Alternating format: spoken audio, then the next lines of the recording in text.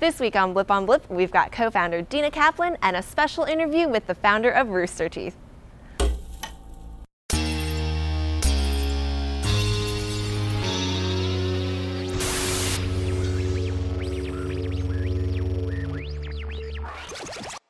Hey guys, Annie here, and you're watching Blip on Blip. Kelly and I created the show to give you an inside look at what goes on behind the scenes right here at Blip.tv.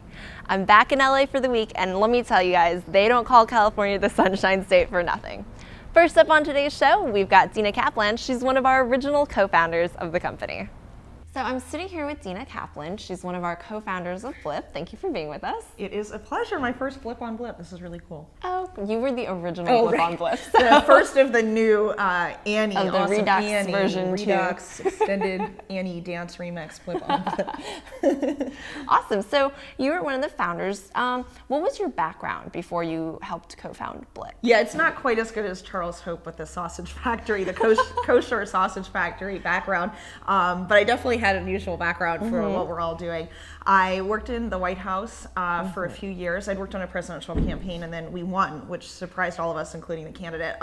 And so then I ended up working in the White House. So I worked in the White House for a few years, and I was really passionate about politics and trying to get young people interested and excited about politics. So I ended up working at MTV News, and we had this big bus, the Choose or Lose bus, and we drove it all around the country and tried to get people to register to vote and get them interested in politics. The whole Boxers and Brief thing maybe wasn't the best moment for MTV News, but so I was at MTV News for 4 years, and then I became a TV reporter and was covering investigative stories and politics, but for really bad local, mostly NBC. It wasn't stations. bad. Well, she the stations Emmy, weren't bad. I have a nice Emmy, but I was pretty bad. The stations were good. I was like bad to mediocre, maybe. Like all of our Blip on Blip interviews, why don't you tell us what it is you do for Blip? What's your role within the company? Yeah, so I wear a couple of different hats, but the main thing that I'm thinking about, I chose this rug in the LA office, actually. I did, actually. It's a nice rug. Well, in the nice orange couches, with our designer, who's really talented. But one of the main things that I think about a lot is marketing, and it has two different sections to it, which is basically how do we explain Blip to normal people, and then also how do we communicate to shows about how shows can be successful, and those are different, and they're both really, really important. Okay, so in regards to how shows can be successful, you can tie that in with marketing. What are some ways shows can think about marketing themselves? Well, one of the things, Annie, that you know is that we have to change the culture of producing content, and it's nice to have this conversation in LA. We spent a lot of time this past week speaking with producers.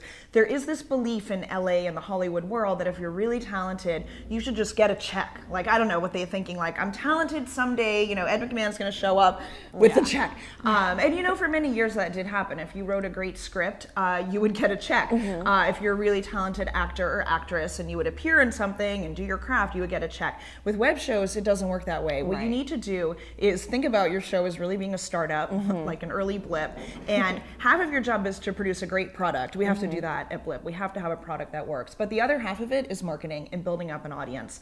And so you need to really, if you want to be a successful show producer, you need to think about your audience. You need to think about what audience you're going after, target the show to a certain demographic, and then really communicate with that audience and grow the audience. And only with an audience is your show valuable to an advertiser. Yes.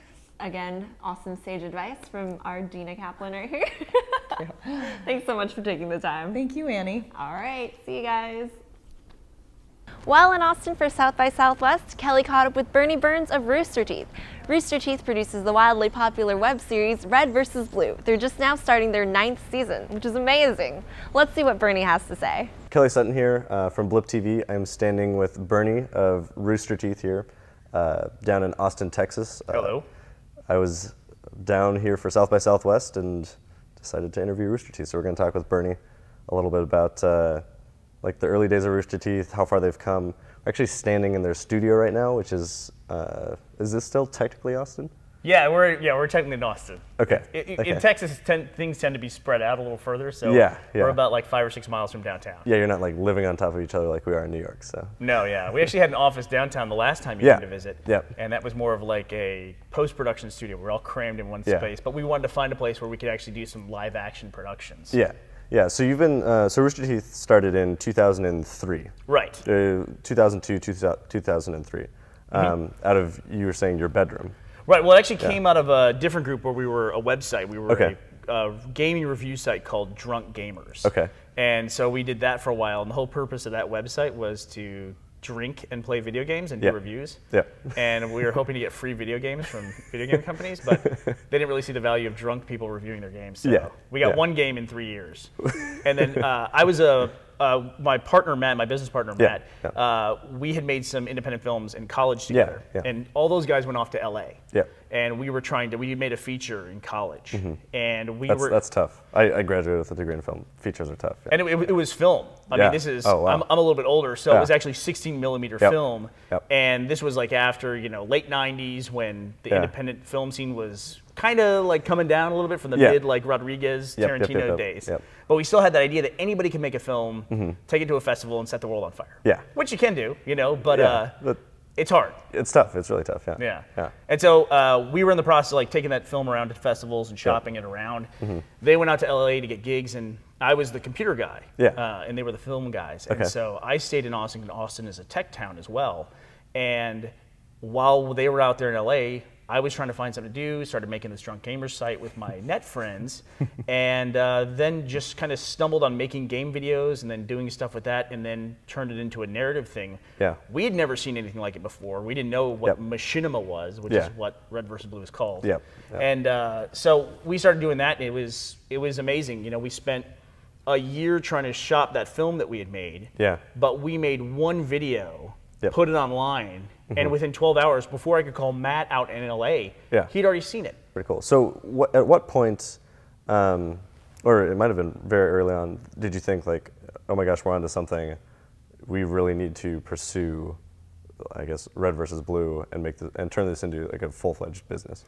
Man, it was fast. Like you said, it was before YouTube, so there was a lot less out there. I was a big fan of Homestar Runner, still a big fan of Homestar Runner. Yeah, those guys are great. And that at the time was the big juggernaut out there. And there were some other things, but there really weren't a lot of serial, web shows out there. And so by episode 1, I think we had 3,000 viewers for episode 1. Wow. Then by episode 2, it got linked on FARC, it got linked on Slashdot, and it got linked on a site called Penny Arcade. So by the second episode, we had 500,000 viewers. Oh my god! And then after that, it was about 750,000 viewers a week. So we had to figure things out fast because those bandwidth was racked up. And then so in the early days, you guys made you guys were doing like a lot of DVD sales. You guys still do a lot of DVD sales, right? We do. Yeah. So it sounds like you guys really started off thinking of yourselves as like a business and a production house from like day one. It's kind of a running joke with the guys that I started it with, where they actually had a goal. They wanted to become internet famous. And I wasn't really all that interested in that. I was like, well, if we're going to do this, we have to have an actual business model in place. And like I said, I was a little older. We started this when I was 29. And so I had already, had a corporate job and all that. And I thought, if I'm going to be spending every single night when I get home and I have a wife and a young kiddo, I need to, make sure it's going to lead into something. And I already kind of beat my head against the, hey, let's get famous wall for a little while. So but it's funny. It's funny the way it works, because there's all these how-to books out there. Like I remember reading Robert Rodriguez's It's Rebel Without a Crew, because I was so interested in Errol Mariachi and how he made that work when I was an independent filmmaker. And what I learned in reading all that, all those success stories, is you can try to mirror somebody's success, but there's always going to be some X factor in every one of those stories that you're not going to be able to replicate. And there are plenty of people trying to replicate the exact same formula, so you need something to kind of like set yourself apart from everyone else. Right. Or there's some specific opportunity to that story. Like the Clerks story, where the one guy who sat in there and watched the movie, that's the guy who decided Clerks should be bought, and we all know and love Kevin Smith now. Exactly. And you're just not going to be able to replicate that opportunity. You're going to have your own opportunities. So you can't mirror the formula for success. But on the flip side, everyone seems to fail in the same way. You know what I mean? So if you can see how people are not succeeding and just say, okay, if I don't do that stuff, if I learn from other people's mistakes, I'm already ahead of the game, so that when my opportunity comes up, I haven't like cut myself off at the knees at that point. If I was to start a show today, and I wanted, and 8 years down the road. I want to be where you guys are right now, which is studio. I mean, it sounds like you guys have achieved internet fame long ago, long ago. And I'm a young budding show producer. What's the one piece of advice you would bestow on them? I think the biggest recipe for success that hasn't changed much over time is consistency. Okay. I'm a big fan of, I watch what everyone's doing out there, and I'm a big fan of Freddie Wong right now. Yeah. Freddie W. Did you see the video you just did with Epic Mealtime? I did. So good. Also a big fan of those guys, too. Yeah, so good, yeah. And Freddie said the same thing in a recent post that he did when he hit 1 million subscribers on YouTube. Yeah. Is that you want to be able to have the audience know when they can come and find content from you. A big part of that, too, is when you're working on something new, it's real easy to say, okay, let's just get together. We're going to film this thing. We're going to put it out there and see if it's popular. Yeah.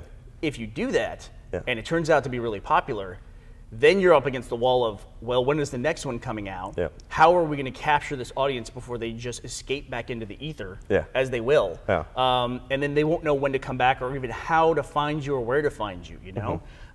So I think it's important to have consistency, and I think a major part of that when you're getting started is always have at least 4 to 6 episodes. Okay. If you're doing something recurring, have 4 to 6 episodes done before you put the first one out. Yeah. And what you might find as part of that process, by the time you get to that 4th or 6th iterations, you look at your first one and go, okay, let's redo this and make it better, make it more in line with where we are now. Yeah. And where the show's going to head.